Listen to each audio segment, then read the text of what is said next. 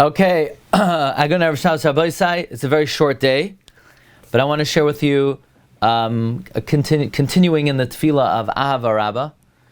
The Shiurim on Tefilla are dedicated by my dear friend Rabbi Rose of Los Angeles, Nishmas, his brother, Tzvi ben Levi Yitzchak, Neshama Shaman Aliyah, B'Yomil Tzoshev, his whole family, Ad Bias Goel Tzedek.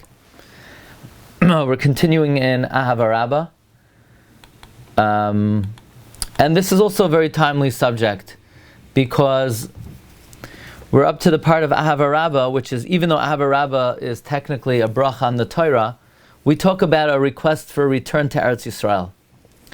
First we ask, V'loi nevosh le'olam va'ed. We should not be embarrassed. What does that mean, le'olam va'ed? We translate it forever and ever. Le'olam, though, means a world. What does the word va'ed mean? Where do these words come from? Why does the word world, why is it spelled with the letters Ayin Lamed Mem?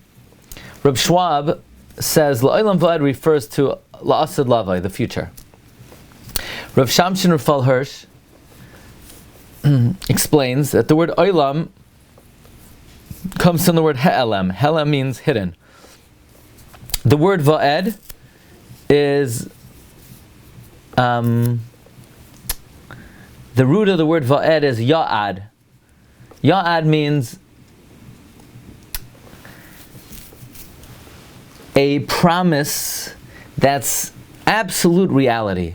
This is a very interesting definition. The word va'ed is a lashon of ya'ad, establishing an establishment of a future event that has a reality to it.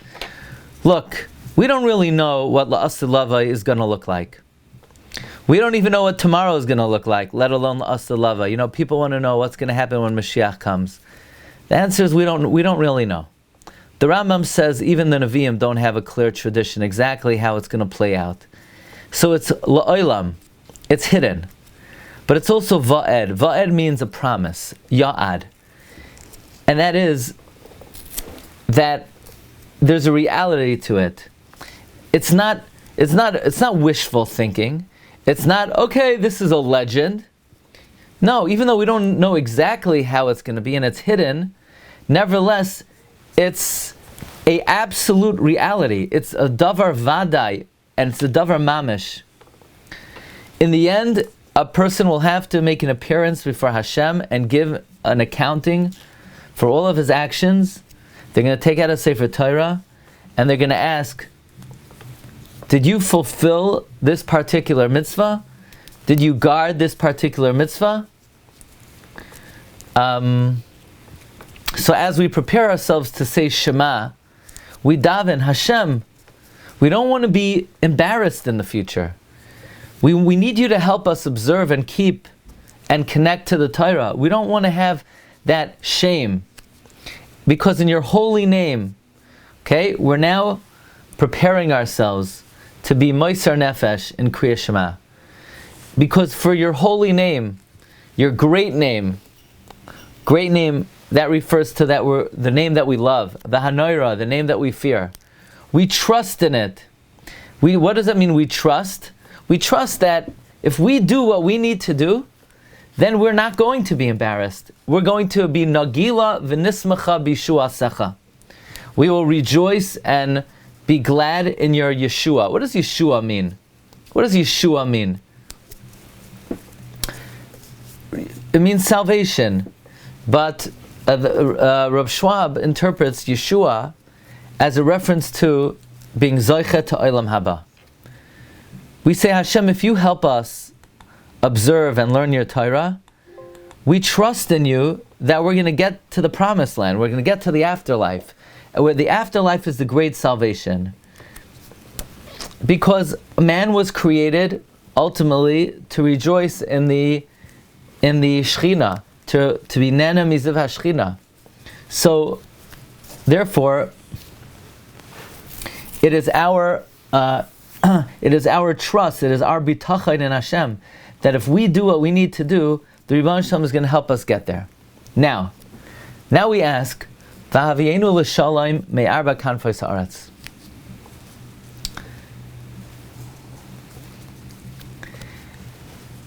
What does this got to do with Birchas Kriya Shema, with Shema, with Ahava Raba?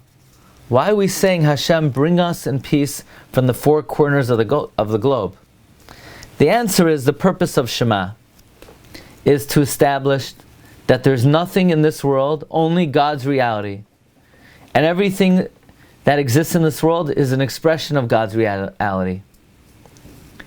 So therefore, in order to achieve the full goal of Kriya Shema, we need the unity of the Jewish people in our land. The Torah wasn't given to individuals. It was given to the nation of Israel. It was given to Klal Yisrael. And when we get to the pasuk of Shema, we say, V'haviyenu l'shalom, all of us together, so that we could achieve Einoid Milvadai. And then we will be Zoicha to, you will bring us close to your great name. So in other words, at this interval, it's important to recognize that the return to Eretz Yisrael is necessary, Rabbi Isai, in order for us to unify Hashem and deliver the message of God's oneness. Now, the minhag, based on the Arizal, and it's been accepted by all the Bnei Ashkenaz, is at this juncture we take the Dalet Kanfos and we gather them in our hands. And even though you're not allowed to do even a small act when a person's davening, this is something that we always have to, requires vigilance. You know,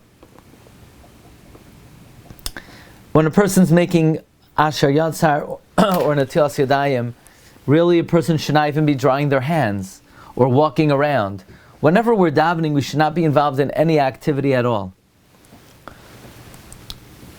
Let's say, for example, during davening, a person wants to take out their phone, which is, it's even impossible to do that. Since you're now to bring a phone into a shul, it would be very difficult for a person to take it out. But let's say a person forgot. Why would it, or let's say, I don't know why a person would forget and bring their phone into a shul. Maybe crazy glue spilled off their desk, and now their phone is connected to their pants, and they were not able to cut it off before they came into the davening. That's the only situation I could possibly think of. But even so, you still can't look at it during the davening. So how are you allowed to gather your tzitzis in the middle of the davening?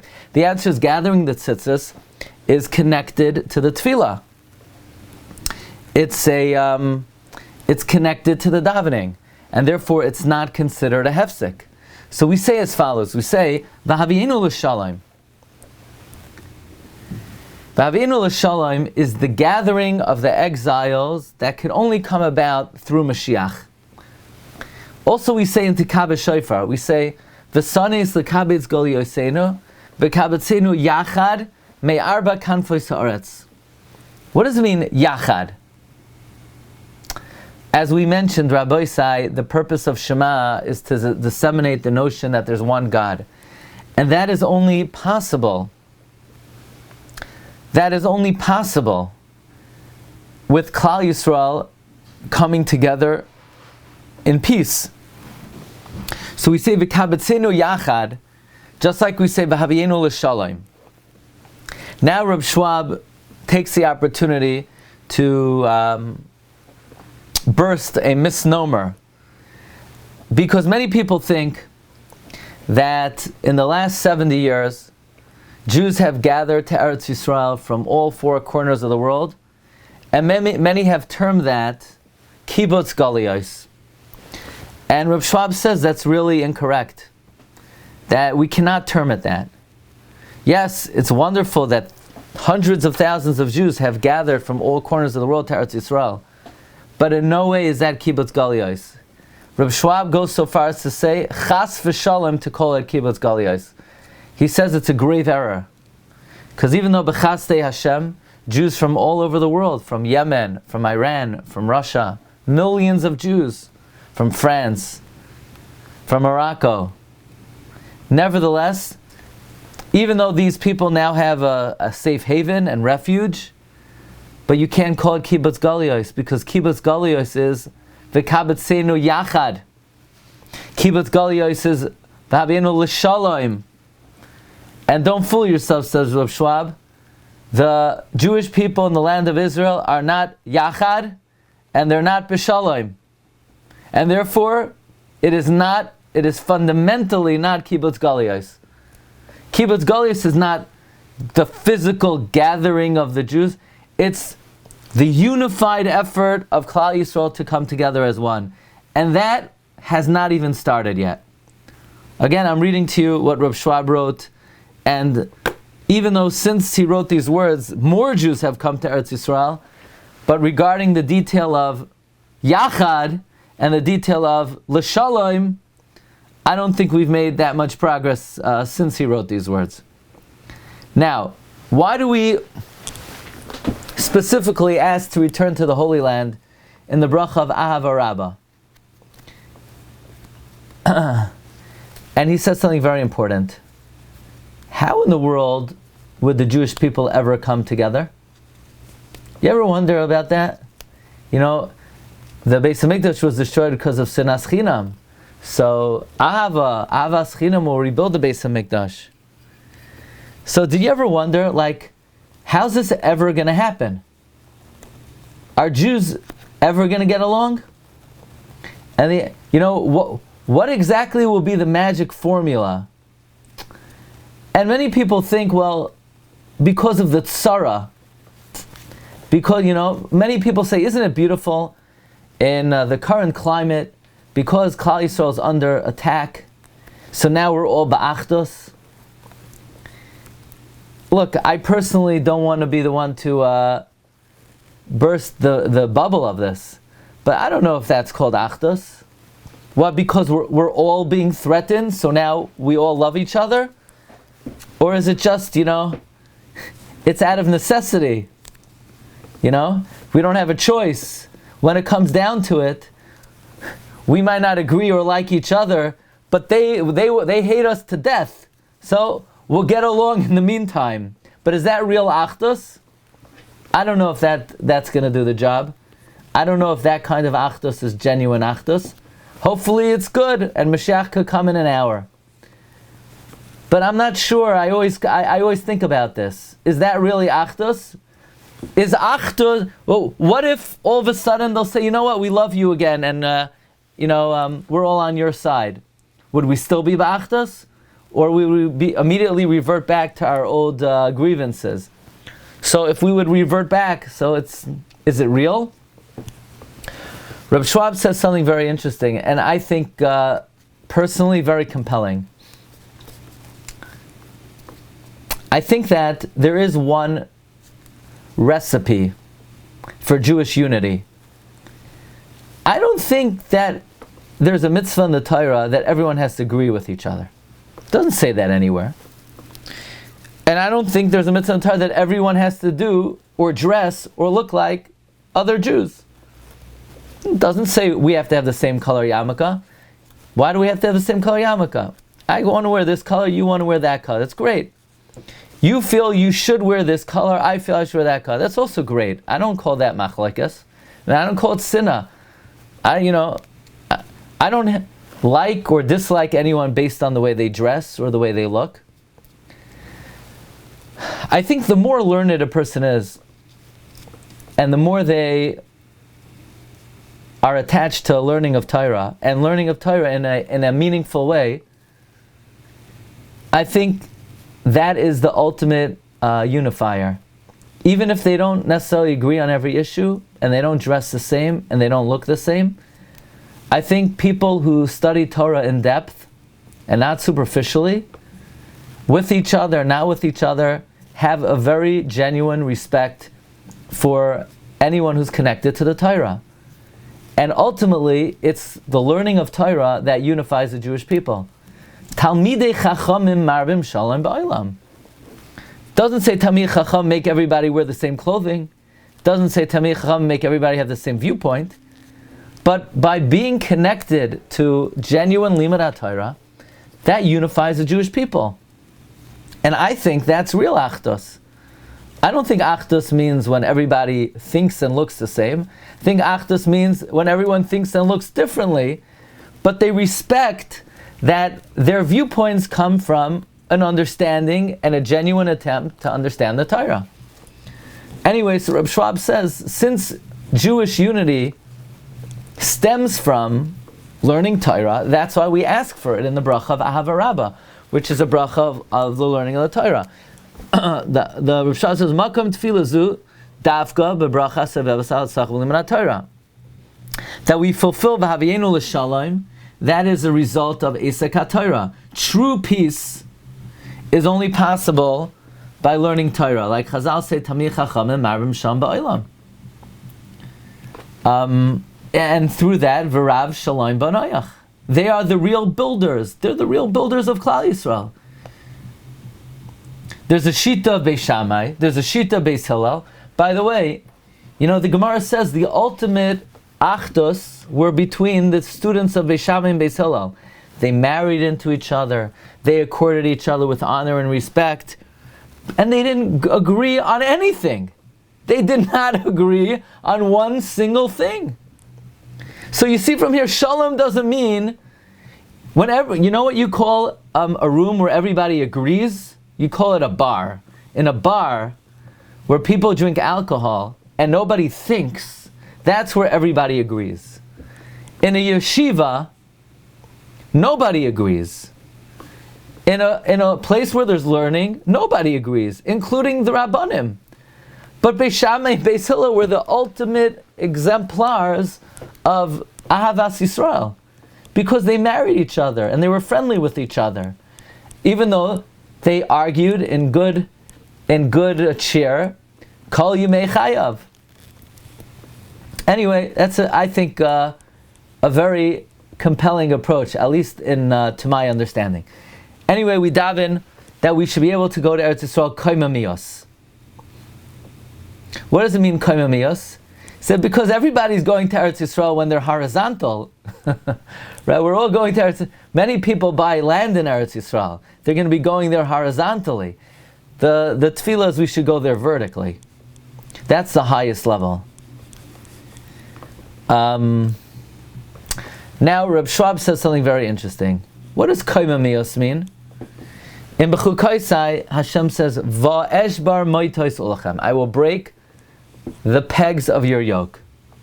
Now, when I took you out of Mitzrayim, it says Hashem said He led us koimamiyos.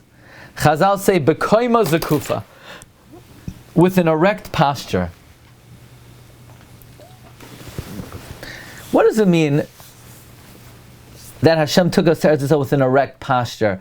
Doesn't the Gemara say it's forbidden for a person to walk even 4 cubits with an erect posture? Isn't it gaiva? Rabbi Rucham Levavitz, the Mashgiach in Mir, says Reb Schwab, asked the Talmidim, does anybody know what it means, what kaima zekufa is? I'll give you, he said, 10 zlatas, which was a lot of money back then. And nobody really was able to explain it.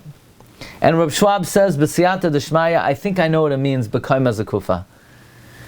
If I could interject just one very simple interpretation at this juncture, everybody wants to know, I've even gotten phone calls over the last week, when Mashiach comes and Golus America is over, are people going to take their money with them? Are people going to take their houses with them? There has not been a Golus where they knocked on our doors and they said, okay, Yiddelach, it's time to go, but we'll give you a couple of months so this way you could find a good buyer for your house and pack things up nicely. As far as I know, that doesn't really happen.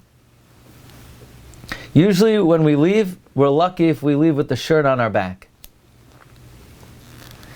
But the hope is that when we leave the Gullus, we leave upright, we leave standing tall, where they respect our values, that we're the light unto the nation, that the values that God gave us on Sinai were meant for us to give to the whole world. So could you imagine if when Golus America is over, we're considered like important personalities and we walk upright to Eretz Yisrael, proud that we are the ambassadors to Hashem and His mission in this world? That's the tefillah Harachaman Yizakinu Mas HaMashiach, Harachaman who that we should go Kamamiyos Li'artzeinu. Harachmanu Yishbar Uleinu Me'al Tzarenu V'hu Yoilichenu Kamamiyos Li'artzeinu. Reb Schwab says something very interesting. He said, I want to tell you what Kaima Zakufa is. You know, let's say a person wants to know how tall he is, especially, Jews. We walk a little angeboigen, we walk a little hunched over. But when you go to the doctor and he measures how tall you are, all of a sudden you stand straight up, you're actually like 5 inches taller than the way you stand in the shul usually. You stand tall. You stand tall. Without any impediment, nothing weighing down on you. That's Kaima Zakufa. Because sometimes there's a yoke on your back. Sometimes you're wearing a knapsack with a lot of stuff in it, you're sort of weighed down. Kaima Zakufa is you stand straight up, you fix your posture, and you stand tall. Even in spirituality, there's something called Kaima Zakufa. And because very often, there are things that are weighing us down. HaKadosh Baruch Hu says, Va'esh bar moitos ulechem. That after Klal Yisrael left Mitzrayim, and the shibud was over, and the bondage was over, they still had pegs of the yoke on them. What does it mean they still had pegs on the yoke?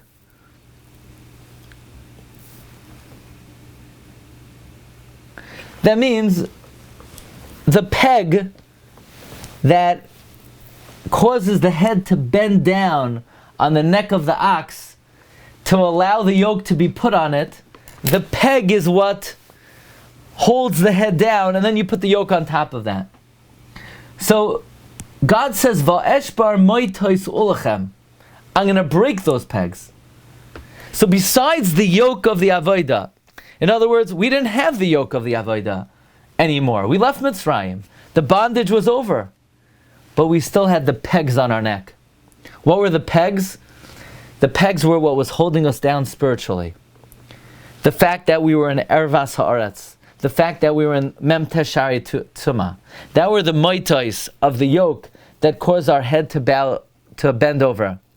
And even after we left the Shibud of the Geula, these moitos, these pegs, still held us down. Therefore Hashem says, don't worry, I'm going to carry you on the wings of eagles.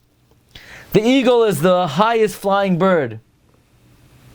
So too in a short while, in 49 days, Hashem lifted us up beyond the 49 levels of Tumah and brought us up to the Madrega where we were able to say Na'aseh v'nishma.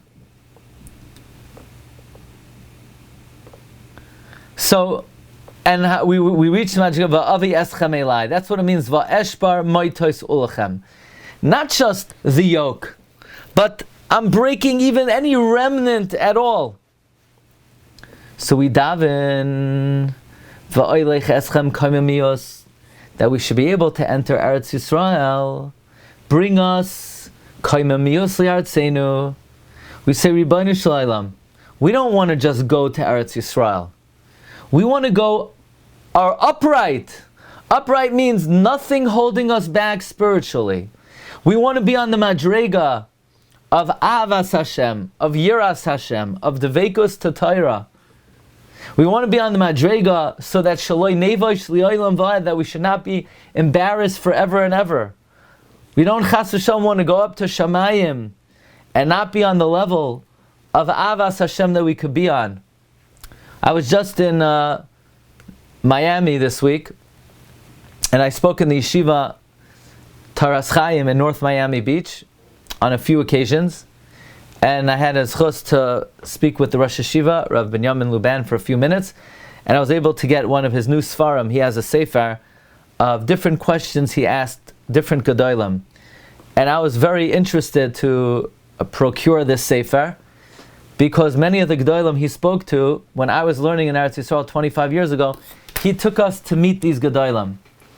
And in his sefer he records conversations he had with Rameir Chadash, He records conversations he had with Rav Mordechai Zuckerman, who was one of the last Talmidim of the Chafetz Chaim, Rav Shach Nizon,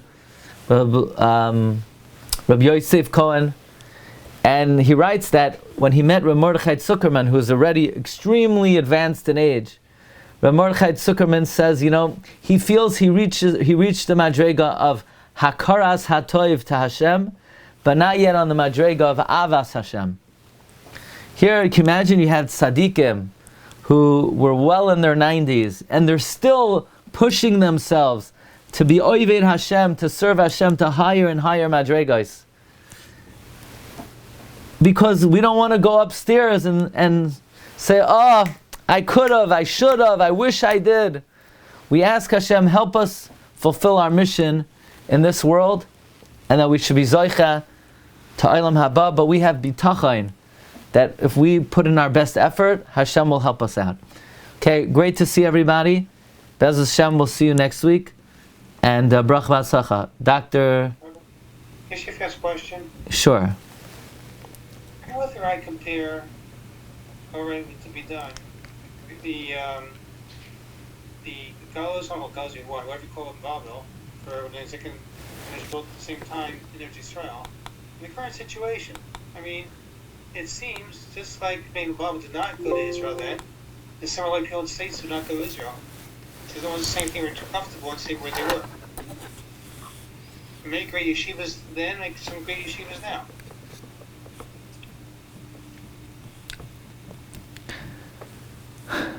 Everybody hear me? I hear you. You're saying, why don't we go to Eretz Yisrael?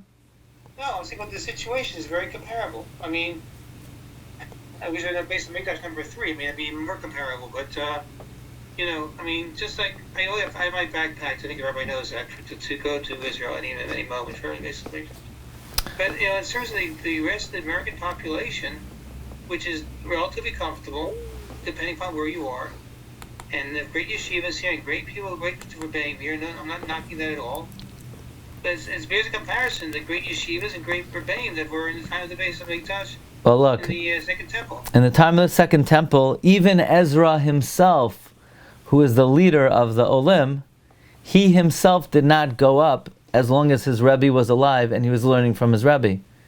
Right, that's the idea. So we're in the same direction. Right, yeah. So look, if a person, usually we say, if a person in Chutz La'aretz is in a situation where he's learning vigorously with his Rebbe, and he's growing in his learning, that would take precedence even over going to Eretz Yisrael. Or, if a person's children are in schools and they're in the appropriate learning environment for them, again, that would be the primary consideration. But if a person's just working in Chutz La'aretz and he's just comfortable here, and he would be able to find a source of livelihood, of course he should go. But learning Torah is a consideration that cannot be overlooked.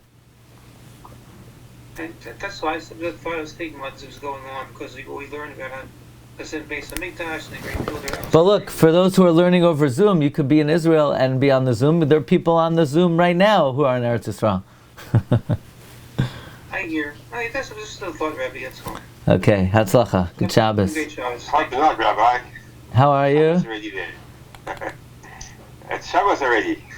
There to throw. Yeah, but I guess somebody has their... Hatzlach, everyone. Kol Tov. Okay. Thank you.